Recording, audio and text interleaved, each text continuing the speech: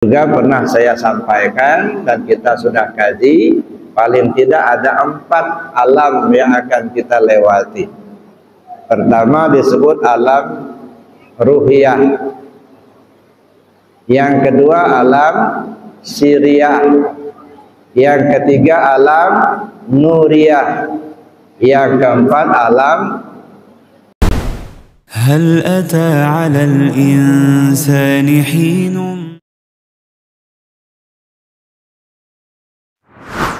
أن محمدا عبده ورسوله لا نبي بعده اللهم صل على سيدنا محمد وعلى آله وأصحابه أجمعين إلهي أنت مقصودي ورضاك مطلوبي عادني محبتك معرفتك. Yang saya hormati Bapak-bapak para pengurus Majelis Zikir Arafah, baik yang di pusat maupun yang di daerah, yang sempat hadir pada kesempatan ini. Dan yang saya hormati Bapak para pengurus Pamal agar mengundang Arafah Lampung, khususnya Pak Ketua dan anggota yang hadir pada kesempatan ini. Dan yang saya hormati Bapak-bapak para bini sepuh, para ustadz, para kiai, dan yang khusus, yang ini tamu khusus Bapak dari Jambi, Pak siapa nama? Abdul Muin. Nah, ini baru datang tadi pagi dari Jambi, sengaja datang ke Arafah ikut menakib. Mudah-mudahan Pak Abdul Muin beserta istrinya yang hadir pada kesempatan ini, mudah-mudahan dipanjangkan Allah umurnya, diberi Allah kesehatan lahir dan batin, insya Allah istiqamah dalam mengamalkan amalan tarekat Qadiriyah Naqsyabandiyah. Anak-anak para santri dan santriwati dari Pondok Pesantren Arafah yang saya cintai, alhamdulillah mereka dalam keadaan sehat walafiat. Mudah-mudahan mereka kelak menjadi anak-anak yang soleh dan solehah. Amin Allahumma amin. Bapak Ibu, para ikhwan dan akhwat rahimakumullah, sebelum saya menyampaikan tambahan materi, tambahan kita sudah ada di awal tadi, mari kita doakan bersama. Pertama, Ibu Ertati binti Uslah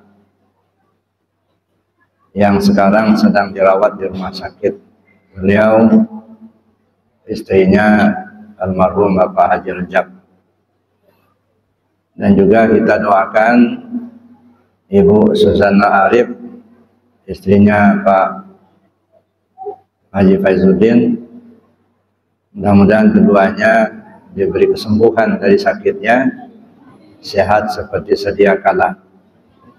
Juga kita doakan ikhwan dan akhwat kita yang sedang sakit, yang tidak sempat disebutkan namanya pada kesempatan ini, mudah-mudahan semuanya disembuhkan oleh Allah Subhanahu wa taala. Ala hadinnya bi syafaati Rasulillah sallallahu alaihi wasallam wa bi karamati sultan auliya Syekh Qadir Jailani qaddasallahu. Allahumma qaram sallallahu alaihi Muhammad, Allahumma qaram sama sahib wa fatajul arifin. Allahumma ya syafi'al amrad, Allahumma ya syafi'al amrad, Allahumma ya syafi'al amrad. Isfi maradahum bi barakati al-Fatihah. A'udzu billahi minasy syaithanir rajim. Bismillahirrahmanirrahim. Alhamdulillahi rabbil alamin, arrahmanir rahim, maliki yaumiddin. Iyyaka na'budu wa iyyaka nasta'in, ihdinas siratal mustaqim, siratal ladzina an'amta 'alaihim ghairil maghdubi 'alaihim.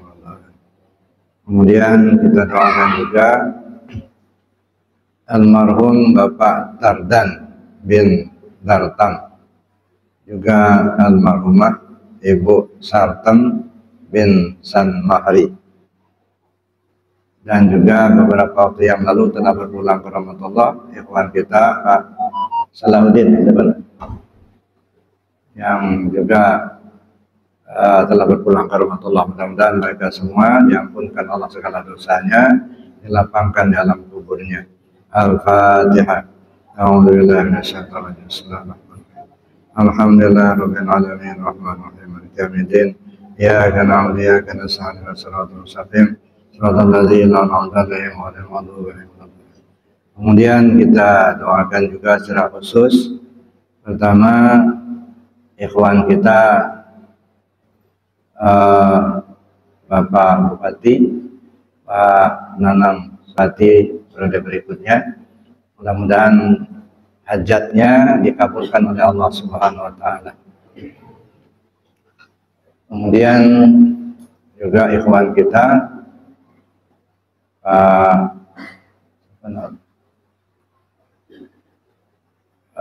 mudah-mudahan kita yang tidak sempat disebutkan namanya pada kesempatan ini, semua hajatnya dikabulkan oleh Allah, dan yang ada permasalahan dalam hidupnya supaya cepat diselesaikan oleh Allah, dan dengan selesai dengan penyelesaian yang baik. Al-Fatihah. A'udzubillahi minasyaitonir rajim. Alhamdulillahirabbil alamin arrahmanir rahim maliki yaumiddin iyyaka na'budu wa iyyaka nasta'in ihdinas siratal mustaqim siratal ladzina an'amta 'alaihim ghairil maghdubi 'alaihim. Bapak Ibu yang saya hormati, tadi sudah sama-sama kita dengarkan dan kita simak penjelasan Ustadz kita ya, di TKN Arafah Lampung. Mudah-mudahan kita bisa paham dan kita bisa melaksanakan dalam kehidupan kita, terutama masalah sholat. Jadi kan yang dijelaskan masalah sholat. Cuman kadang-kadang ya sholat ini ada nyanyinya itu. Kalau tapi saya nggak hafal nyanyi. Sholat subuh kesiangan, sholat zuhur kesibukan, sholat asar di perjalanan, sholat maghrib kecapean, sholat isya ketiduran. Nah, lewat semua jadinya. Sholat subuh kesiangan, sholat zuhur kesibukan, sholat asar di perjalanan, sholat maghrib kecapean, sholat isya ketiduran. Dah lewat.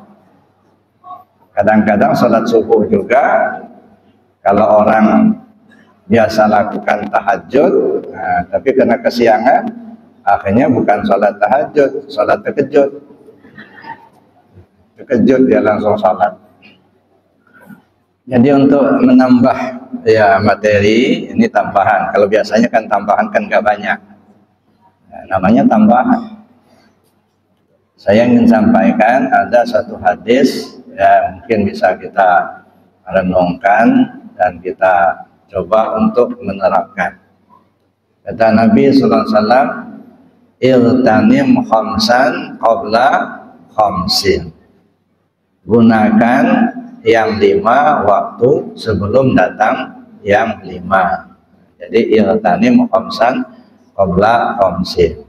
Ya, gunakan yang 5 sebelum datang waktu yang 5. Pertama, gunakan hidup sebelum mati. Yang kedua, muda sebelum tua. Yang ketiga, sehat sebelum sakit. Yang keempat, lapang sebelum sempit. Yang kelima, kaya sebelum. 5 ini harus kita gunakan. Gunakan hidup sebelum mati. Nah, ini perlu kita pahami dulu apa sih hidup itu. Ya. Ya. Kalau dari segi syariatnya ya hidup kita hidup di atas dunia ini. Perjalanan hidup kita ini kalau kita ibaratkan seperti sholat ya. Kalau sholat subuh ya. Kalau sholat subuh sampai waktu zuhur ini ibaratnya kita hidup di alam arwah. Ya, bagaikan hidup di alam arwah. Dari alam arwah kita turunnya kemana? Ke alam rahim. Ibaratnya zuhur sampai asar. Ya. Lalu turun kita ke alam dunia. Ibaratnya antara asar dengan maghrib. Kemudian turun lagi kita ke alam barzakh seperti maghrib dengan isya. Nanti masuk ke alam akhirat seperti isya sampai subuh. Nah, itu waktu. Seringkali kita memahami waktu itu atau kesibukan kita di atas dunia ini atau kehidupan kita di atas dunia, ya sekian tahun, sekian bulan. Nah, kita berbicara hidup kita di atas dunia ini, kalau isyarat dari Rasulullah SAW, mad dunya fil akhirah illa kama yamshi ahadukum ilal yamin fa adkhala asbahu fayarfa'u fama baqiya fi fawad dunya. Perumpamaan dunia dengan akhirat itu tidak ubahnya seperti kamu jalan ke pantai lalu kamu celupkan jari jemari tangan ke laut, kemudian kamu angkat lagi, air laut yang membasahi jari jemari tanganmu itu contohnya dunia. Sedangkan air laut yang terbentang luas tak berbatas itu contohnya akhirat. Nah, jadi dunia ini hanya sekedip mata. Ya, sekedip mata. Miqdaru alfasanatim mimma ta'udun. Hari di ada lagi yang menyebutkan satu hari di akhirat 50.000 tahun di dunia. Nah, taruhlah kita ambil yang sedang saja. Hari di akhirat seperti hidup 1000 tahun di dunia. Jadi kalau kita umur kita misalnya 100 tahun, ya, kira-kira 1/10-nya. Itu 100 tahun kan? Kalau satu hari 12 jam, berarti 1 jam 2 menit. Kalau yang umurnya sekarang 50 tahun, ya bagi duanya, kira-kira 61 menit. Nah, itu gambarannya. Tetapi walaupun kehidupan di dunia ini sebentar, menentukan untuk kehidupan kita di akhirat. Nah, kan? Jadi kehidupan dunia ini sebentar, tetapi sangat menentukan untuk kehidupan kita di akhirat.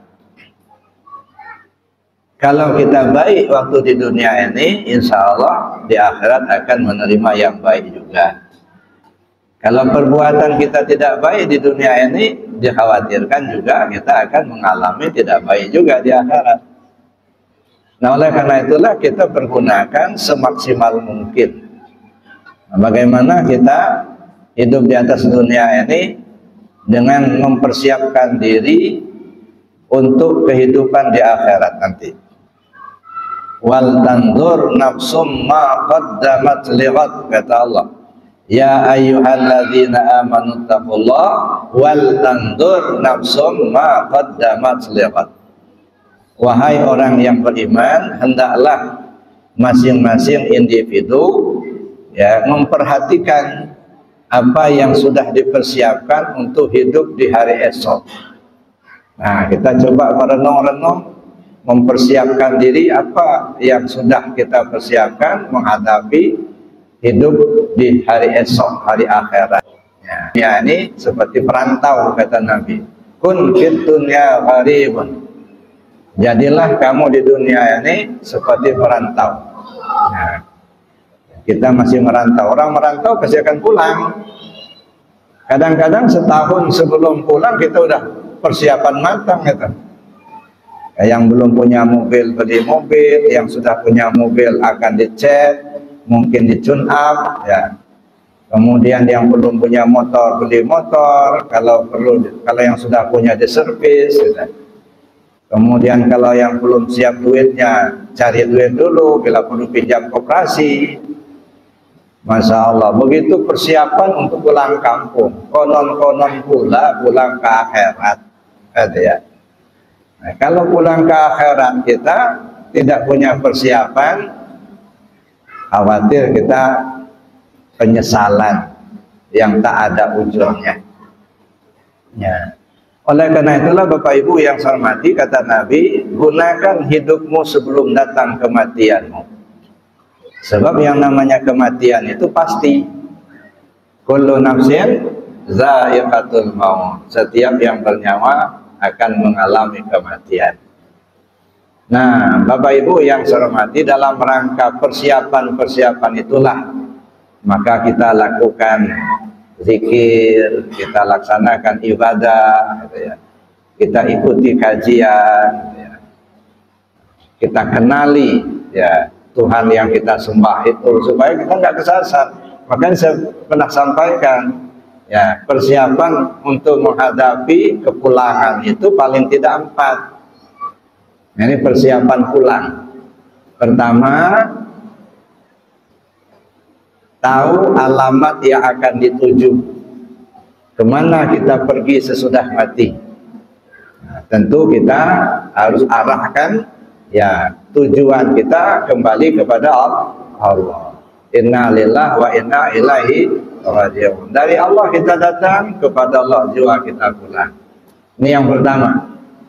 Nah, kemana kita pergi sesudah mati? Kembali kepada Allah. Makanya di dalam amaliyah zikir ya, di tingkat tasawuf 1, batin itu terbit daripada nur Muhammad terbit daripada nur zat Allah. Kemana kita pergi? Kembali kepada Allah. Yang kedua, kita perlu tahu rute jalan yang akan kita lewati. Ya, mana saja rute-rute jalannya. Juga pernah saya sampaikan dan kita sudah kaji, paling tidak ada 4 alam yang akan kita lewati. Pertama disebut alam ruhiyah. Yang kedua alam siriyah. Yang ketiga alam nuriyah. Yang keempat alam uluhiyah. Nah, ini 4 alam ini. Ya.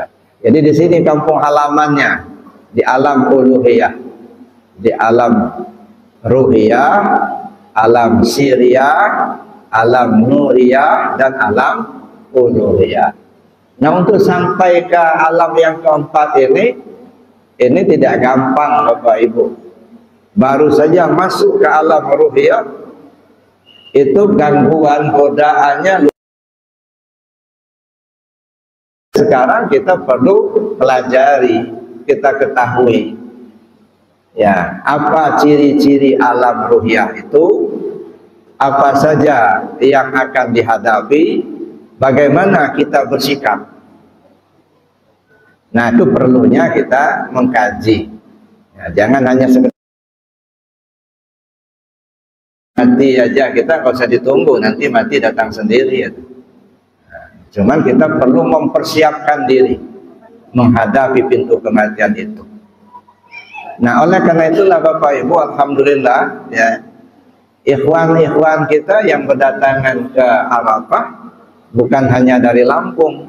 Dalam rangka apa? Dalam rangka itu mempersiapkan diri menghadapi pintu kematian. Sebab apa? Yang namanya sukses hidup itu bukan jadi pejabat, bukan banyak duit. Sukses hidup itu kalau husnul khatimah, kembali kepada Allah dengan selamat. Tapi kata Allah sendiri, tidak ada yang selamat kecuali hatinya bersih. Yauma la yanfa'u malun wala banun illa man atallah biqalbin salim. Pada saatnya nanti hartamu, anakmu, jabatanmu, duitmu tidak bisa nolong sama sekali. Selamat hanyalah yang datang menghadap Allah dengan hati yang bersih, bersih dari selain Allah. Nah, inilah yang perlu kita bongkar ya, yang lengket-lengket di hati itu perlu kita bongkar supaya jangan lengket. Gimana caranya supaya yang di hati itu cuma Allah, apa kata? Nggak nempel yang lainnya. Jabatan, duit, makhluk, mungkin anak, istri, suami, tak nempel di hati. Yang nempel hanya Allah. Tapi untuk melepaskan semuanya itu dari hati kita itu bukan masalah yang gampang, Bapak Ibu. Ya. Perlu perjuangan. Ya, perjuangannya ada 2. Yang pertama dengan zikir, yang kedua dengan kajian. Ya. Dengan kita berzikir, insya Allah sedikit demi sedikit itu akan terlepas. Likulli syai'in siqalah wa siqalatul qalbi zikrullah. Segala sesuatunya ada alat pembersih hati, itu zikir kepada Allah. Nah, alhamdulillah Bapak Ibu, saya katakan tadi yang ke Arafah ini bukan hanya dari Lampung, ini buktinya dari Jambi. Kata Abdul Muin dari Jambi beserta istrinya. Berapa waktu yang lalu juga dari Tanjung Pinang, Riau. Berapa waktu yang lalu dari Pulau Buru, Masya Allah. Dari Kalimantan, dari Pontianak, dari Malaysia, Kuala Lumpur. Jadi banyak yang datang ke Arafah untuk belajar itu. Bukan karena di Arafah ini punya kelebihan, bukan. Ya, tetapi karena semuanya kita merasa butuh. Semuanya merasa butuh. Maka saya bilang zikir itu bukan kewajiban, tetapi kebutuhan. Ngaji tasawuf itu bukan kewajiban, tapi kebutuhan. Salat itu bukan kewajiban, tapi kebutuhan. Masalahnya sekarang merasa butuh apa tidak, kan begitu. Kalau yang merasa butuh, Bapak Ibu, jauh-jauh mereka datang dari Pontianak, mereka saudara kita di sana, alhamdulillah mereka ke sini. Dari Balikpapan, dari Sulawesi, kemudian dari Pulau Buru, dari Malaysia, gitu ya. Mereka datang, kenapa? Butuh. Ya, tapi kalau yang nggak butuh, bertetangga, nggak mau datang. Ya, yang sudah hilir mudik ke Arafah nggak mau ngaji, kan? Kenapa? Ya saya nggak butuh. Nah, jangan sampai ibarat orang lapar, Pak. Sebenarnya lapar, tapi nggak merasa butuh makan. Kenapa sudah tidak merasa butuh makan? Sudah terlalu lapar, hilang selera makannya. Nah, jangan sampai seperti itu. Sebenarnya kita butuh zikir, kita butuh ilmu ketuhanan, tapi seolah merasa tak butuh. Kenapa? Terlalu tebal dosanya, karatnya itu terlalu tebal, sehingga merasa sudah tak butuh lagi. Nanti saatnya timbul penyesalan. Soalnya nyesal itu nggak duluan, mesti belakangan biasanya kalau nyesal itu. Ya, Bapak Ibu yang saya hormati itu, maka kita gunakan hidup sebelum datang kematian. Nah, dari itulah maka alhamdulillah ya, karena banyak permintaan ya dari Sulawesi, ya, dari Malaysia, kemudian kemarin itu dari Pulau Buru, kemudian dari Tanjung Pinang, ya kepingin ngaji di Arafah. Maksud mereka kepingin tetap di Arafah, cuman kita belum punya tempat. Ya, maka terpikirlah oleh saya sama Umi itu ya, bikin di belakang. Ini sekarang lagi dibangun itu 12 kamar. Tempat ya penginapan saudara-saudara kita, ikhwan kita yang mau mengaji secara menetap. Mereka dari jauh ya ingin minap di situ gitu ya. Ya, cuman ya untuk suami istri ya, atau untuk 2 orang satu kamar. Insyaallah kita berusaha fasilitasnya kita cukupkan ya, sekedar ya apa diperlukan lah. Kita ingin sering ke WC begitu, kalau terlalu jauh kan kasihan, maka kita buat WC-nya di dalam semua itu. Nah, jadi itu minta doanya, mudah-mudahan apa yang kita rencanakan itu cepat terlaksana dalam waktu yang tidak terlalu lama. Rencana saya ya insya Allah nanti bulan Ramadan yang akan datang kita coba nanti untuk riyadhah. Nah, 10 hari sebelum Ramadan datang, yang mau ikut riyadhah sudah masuk ke Arafah ya. Di 10 hari sebelum Ramadan sudah masuk ke Arafah untuk melaksanakan riyadhah selama 40 hari. Jadi 10 hari sebelum Ramadan ditambah 30 hari Ramadan.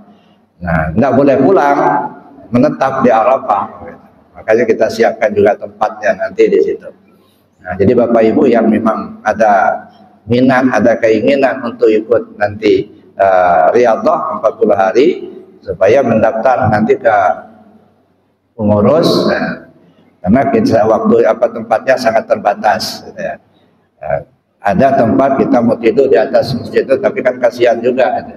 Ya, belum selesai pula di atasnya itu, belum ada jendelanya juga. Maka kita siapkan. Mudah-mudahan ini sudah siap sebelum Ramadan sudah selesai. Di samping artinya yang dari luar, yang dari kita juga, kalau ada yang mau menetap selama 40 hari riyadhah, insya Allah ya, kita selama kita lakukan itu ya tidak lain dari mempersiapkan diri untuk kembali kepada Allah, persiapan pulang. Maka gunakan hidup sebelum mati. Kalau sudah mati kan sudah selesai, batas waktunya kan kita kembali ke Allah itu mulai lahir sampai mati. Inilah waktu kita kembali kepada Allah. Jadi jangan dipahami kembali ke Allah itu mati. Enggak jaminan orang mati itu sampai kepada Allah. Jadi kalau kita ingin selamat pulang kepada Allah, maka kita usahakan sebelum ajal kita tiba. Dan itu ada warning dari Allah. Ya, wala tamutunna illa wa antum muslimun. Jangan sampai kamu mati, kamu belum selamat pulang ke Allah. Mati itu kan ajal. Jadi artinya jangan sampai ajalmu tiba, kamu belum selamat pulang ke Allah. Itu yang pertama. Gunakan hidup sebelum datang kematian. Gunakan muda sebelum datang waktu tua. Ada ya. So beda Bapak Ibu. Kata orang kalau belajar di waktu muda bagai mengukir di atas batu, belajar di waktu tua bagai mengukir di atas air gitu. Maka saya bilang kalau anak-anak kita ini itu mereka gampang hafal, susah lupa. Hafalnya gampang, lupanya yang susah. Kalau kita yang tua-tua ini susah hafalnya, gampang lupanya. Nah hafalnya susah, hafal untuk doa mandi aja 3 bulan nggak hafal. Ada ayat untuk sholat taubat. Saya kasih ayat khusus. Lau annahum idzalamu anfusahum ja'uka fastaghfirullah wastaghfirallahu rasul lawajadullah tawwabar rahimah. Itu ayat yang pertama. Ayat di kedua ya'masu'an aw yadrim nasahu summa yastaghfirullah yajidillah ghafurur rahimah. Dikasihkan itu hafal, begitu masuk fikih di syariat 4 bulan kan syariatnya, begitu dipakai mandi taubat nggak hafal. 4 bulan hafalnya belum hafal. Lalu nanya ke saya, gimana Bu ya kalau ditulis di kertas nanti dibaca? Ya sudah nggak apa-apa sekarang. Ditulis di kertas, ya dalalahnya pakai tinta pula. Begitu masuk kamar mandi kena air, bubar tulisannya, nggak bisa dibaca lagi. Masya Allah, ini belum hafal ditulis juga kena air, bubar pula. Nah, udah, apa yang penting mandi, gitu ya, lewat, kan? Nanti mandi waktu musyahadah tauhid masih dipakai juga mandi taubat, belum hafal juga. Masya Allah. Ini kenapa? Ya itu tadi susah hafalnya, begitu udah hafal bagai mengukir di atas batu. Belajar di waktu tua bagai mengukir di atas air. Tapi nggak apa-apa Bapak Ibu, sabar aja. Allah Maha tahu kok. Niatnya kan sudah sampai walaupun nggak hafal gitu ya. Ya, makanya anak-anak semua sekarang waktunya kalian untuk belajar gitu ya. Jangan banyak waktu gunakan main-main, jangan banyak tidur ya. Tidur sih harus, itu istirahat. Tapi kalau tidur terus, nah repot pula kita. Lagi sekolah di lokal, tidur. Lagi zikir, tidur. Lagi sholat pun, tidur. Nah, jadi Abu Naum jadinya, bapak penidur. Nah, jadi kita batasi. Ya. Oleh karena itu, anak-anak semua gunakan kesempatan untuk cari ilmu.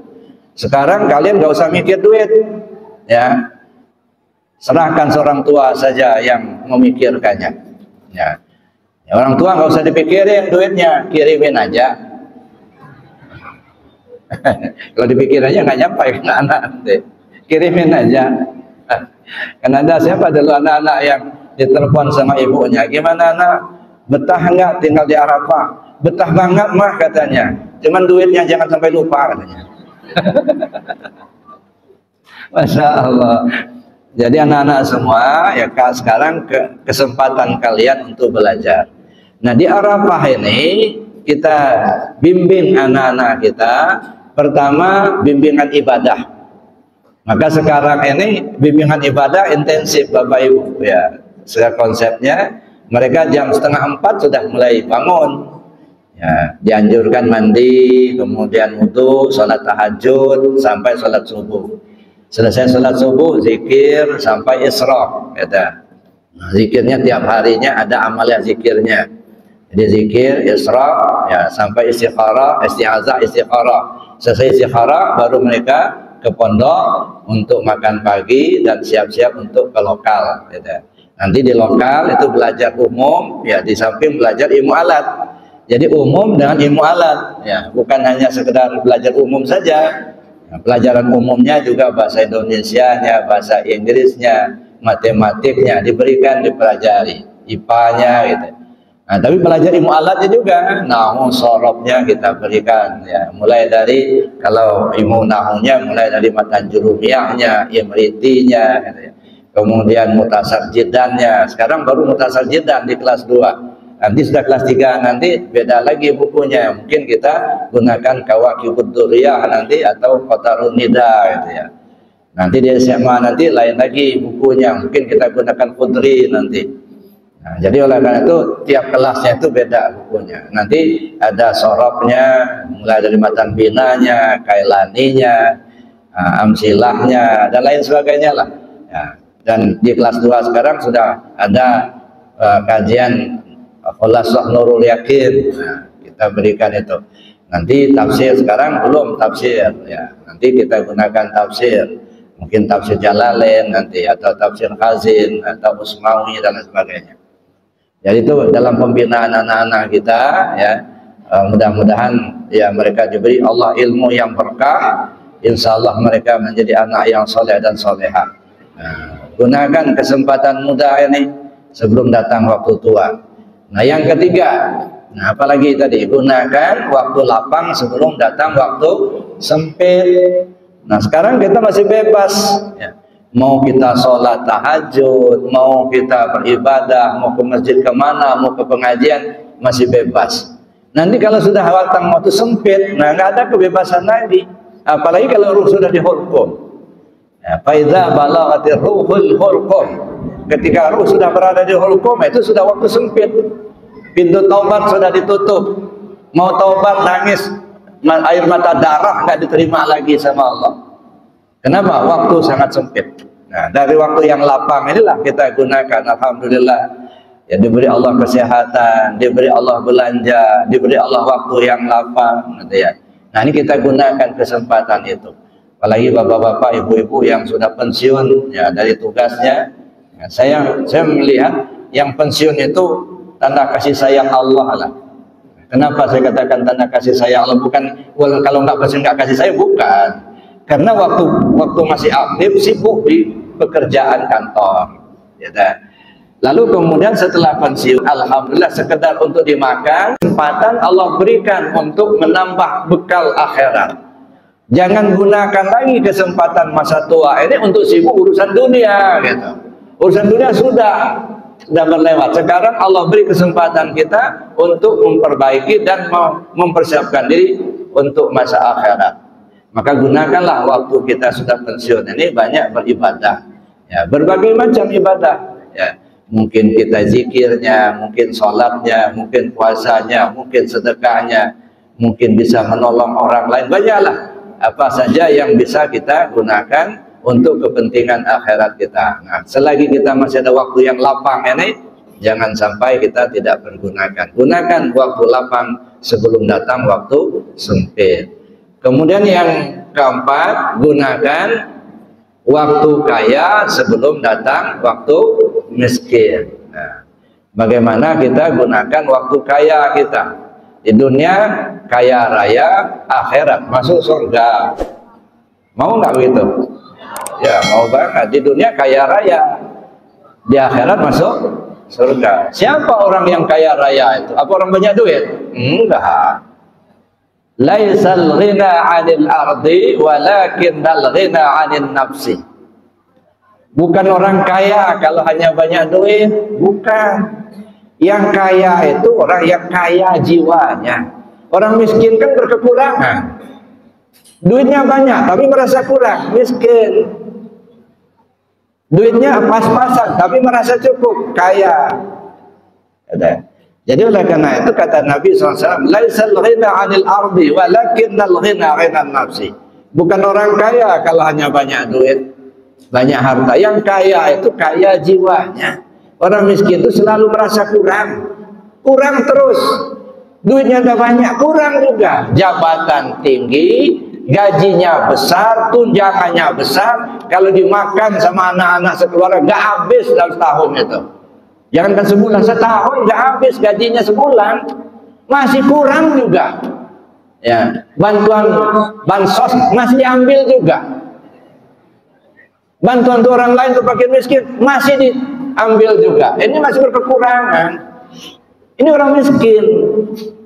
Ya, zahirnya saja dia banyak duitnya, gitu ya. Tapi perasaannya kurang terus. Jadi orang miskin itu orang yang selalu merasa kurang. Ya, duit sudah banyak, jabatan sudah dikasih Allah yang bagus, begitu. Tapi masih kurang juga. Itu orang miskin. Nah, orang kaya itu kata Nabi, orang yang kaya jiwanya, merasa cukup apa yang diberikan Allah kepadanya. Bukan mencukup-cukupkan apa adanya, tapi merasa cukup. Ya. Kalau ada duit misalnya bisa beli ayam, alhamdulillah. Dapat duit, ayam nggak bisa dibeli, ya sudah, beli bayam aja. Kan sama-sama ayamnya. Ayam nggak bisa, bayam bisa. Jadi artinya kita sesuaikanlah. Ya. Ketika Allah berikan kepada kita rezeki yang lebih dari yang lain, jangan dipoya-poyakan yang hal-hal yang tidak pada tempatnya. Misalnya uangnya banyak, masa beli tas harga 2 miliar, beli tas tentengan 2 miliar, Masya Allah, apa sih isinya itu? Ya, pakai kertas kantong plastik aja cukup. Pergi ke kantor pakai kantong plastik. Ya, ya bolehlah yang kira-kira yang masuk akal lah itu ya. Mungkin kita 500.000 beli tasnya, 1,5 juta, 1,5 miliar, serahkan sama fakir miskin. Itu yang untuk diri kita. Jadi yang untuk kita itu Bapak Ibu, kita punya uang misalnya 1 juta, misal ya. Kita punya uang 1 juta. Lalu kemudian kita sedekahkan 100.000. Yang 100.000 itulah yang milik kita itu. Yang 900.000-nya itu belum tentu milik kita, bisa jadi masuk ke WC. Yang masuk yang sudah jelas milik kita sedekahkan itulah.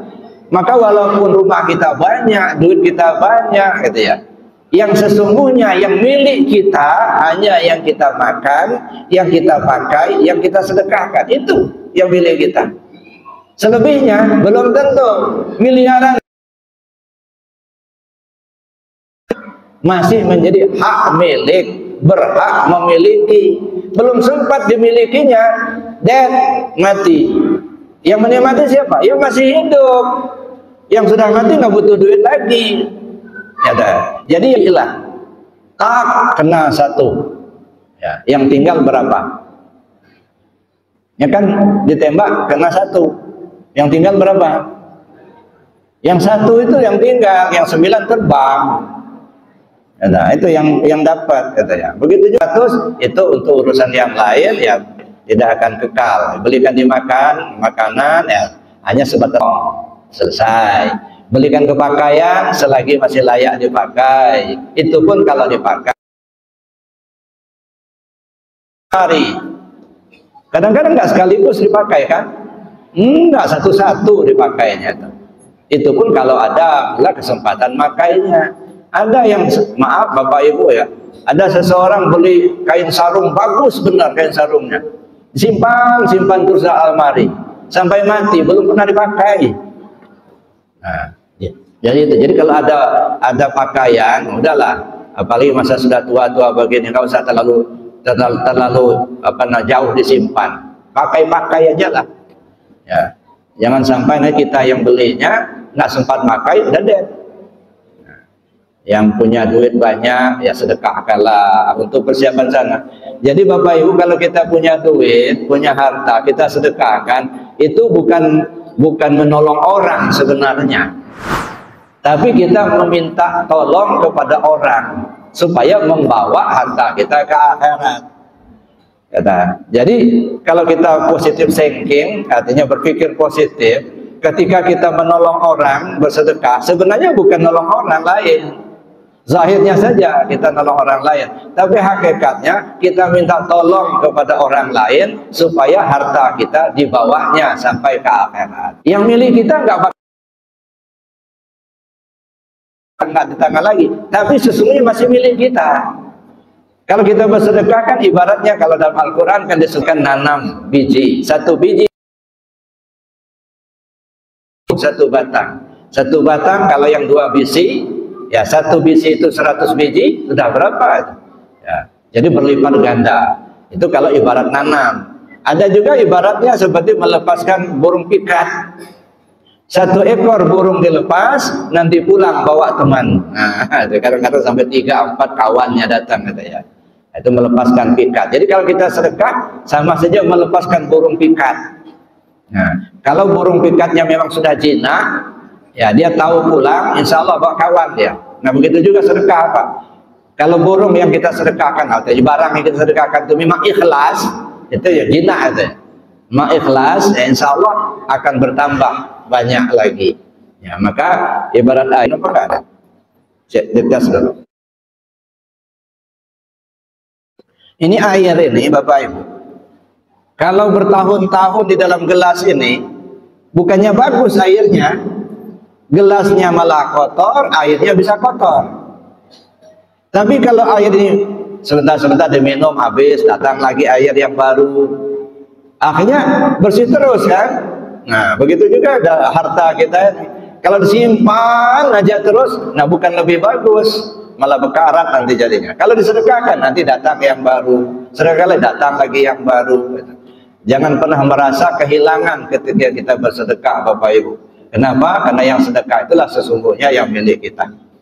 Itu yang ke berapa itu tadi? Yang keempat ya, gunakan kaya sebelum datang waktu miskin. Gunakan sehat sebelum datang waktu sakit ya. Jadi 5 macam itulah kita gunakan. Selagi kita sehat, kita gunakan kesempatan. Kadang-kadang waktu sakit baru teringat bau ibadah Pak. Waktu sehat ini enggak. Memang kesehatan ketika sudah hilang kesehatan baru terasa mahal betul. Ada pel sebiji kecil 2 juta Pak. Masya Allah. Tapi karena kepingin sehat beli juga. Tapi ketika kita mau bersedekah malah milih-milih yang kecil-kecil. Nah jadi itu Bapak Ibu ya, selagi kita masih sehat ya, sekarang ini kita gunakan sebelum datang waktu sakit. Dulu saya ingat betul waktu masih di Gunung Sulah dulu, sering melakukan Pak Idi Suryadi, duduk khataman tam itu paling cepat 4 jam ya. Kadang-kadang mulai kita jam 8 malam itu sudah isya itu, kadang-kadang selesai jam 2 malam baru selesai ya. Berapa jam itu? Jam 8, 9, 10, 11, 12, 1, 2, 6 jam duduk aja. Kalau sudah mulai duduk khataman tam, nggak berubah duduknya sampai selesai. Waduh. Nah waktu terakhir, waktu sudah di sini, sudah di Arafah, saya ajak lagi, gimana Pak? Pak Haji sebelah, kalau kita khataman tam seperti dulu, udah nggak kuat lagi Bu ya, kena asam urat. Nah ini rupanya asam urat itu ya, kalau sudah datang itu duduknya aja sudah nggak betah lama-lama. Ya, kadang-kadang mundur, kadang-kadang balik lagi gitu. Maka kalau pengajian, kalau ada jamaah yang mundur-mundur sudah biarin aja, kena asam urat. Kita harus maklum juga. Ya, mau diapain lagi ya, penyakit datang. Nggak ada orang yang kepingin sakit, tapi Allah memberi itu gitu ya. Nah, kita minta aja supaya mudah-mudahan sembuh itu penyakitnya gitu ya. Jadi Bapak Ibu yang saya hormati, nah jadi selagi kita masih sehat kita gunakan. Ada dulu saya telepon dari Bengkulu dulu. Assalamualaikum, waalaikumsalam. Ini Buya Rusbi, iya Pak sebenarnya. Saya sudah dengar ada pengajian di Arafah, tapi saya kepingin betul ngaji di Arafah. Ya udah Kak, datang aja ke Arafah, saya bilang. Cuman gimana kalau nggak ada yang nonton, saya ini nggak kuat lagi, kata mata sudah nggak awas, katanya jalan aja kalau nggak ada yang nonton susah.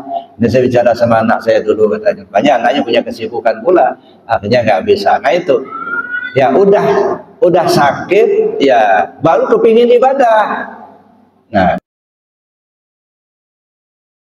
kalau waktu sehat sekarang ini sebelum datang waktu sakit. Makanya alhamdulillah di malam Jumat, nah kita tambah waktunya. Kalau biasanya malam Senin, Selasa, Rabu, Kamis kita pengajian. Nah sekarang malam Jumat kita gunakan muzakarah dan riyadhah. Kemarin malam Jumat kemarin sampai jam berapa? Jam 2:30 kemarin. Masya Allah, sampai jam 2:30. Saya bilang yang mau lanjut subuh silakan aja di sini. Rupanya ada pulang. Ya. Jadi malam Jumat itu kita gunakan waktu untuk muzakarah dan riyadhah. Ya, jadi kalau misalnya ada yang lanjut mau pagi lebih bagus. Kita gunakan kesempatan sebisanya kita. Bapak Ibu yang saya hormati, karena masih banyak waktu apa yang akan disampaikan oleh panitia atau pengurus, saya cukupkan demikian materinya. Sekali lagi mudah-mudahan kehadiran kita dalam melakib ini akan mendapatkan keberkahan dari Allah Subhanahu wa taala. Yang sakit disembuhkan oleh Allah, yang ada hajatnya dikabulkan oleh Allah, yang ada masalahnya cepat terselesaikan. Nah, yang keluarga kita yang sudah berpulang ke rahmatullah, mudah-mudahan mereka semua diampunkan Allah dosanya, lapangkan di alam kubur. Alhamdulillah rabbil alamin. Iyyaka na'budu wa iyyaka nasta'in. Shiratal ladzina an'amta 'alaihim ghairil maghdubi 'alaihim. Assalamualaikum warahmatullahi wabarakatuh. هل أتى على الإنسان حين